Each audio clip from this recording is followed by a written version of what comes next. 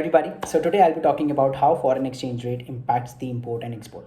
So let me consider an example and try to explain you in very simple terms. So let's say initially $1 was equal to 80 rupees, right? This is my exchange rate initially. Now it has increased, which means that now $1, let's say hypothetically, becomes equal to 160 rupees. This is my exchange rate now.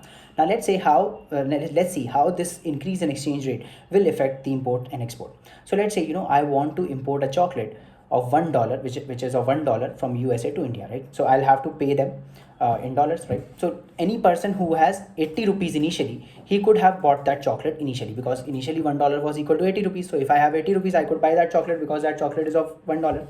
But now when the exchange rate has increased to 160 rupees, now what has happened? I need to have 160 rupees to buy that same chocolate, which means that now that chocolate has suddenly become expensive for me, right? So what happens when exchange rate increases? The imports, they become costlier, and hence there is a decrease in imports.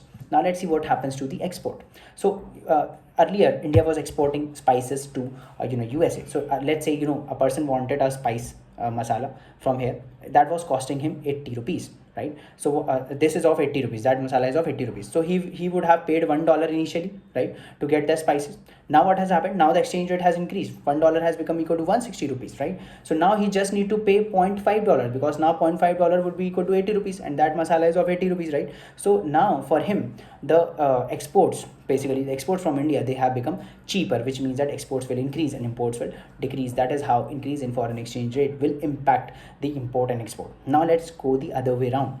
So what the other way around says, it says that what happens if the exchange rate decreases? The effect would be opposite, right? So if $1 was initially 160 rupees, now $1 has become 80 rupees, what will happen? The situation will just get reversed, right? So earlier what was happening?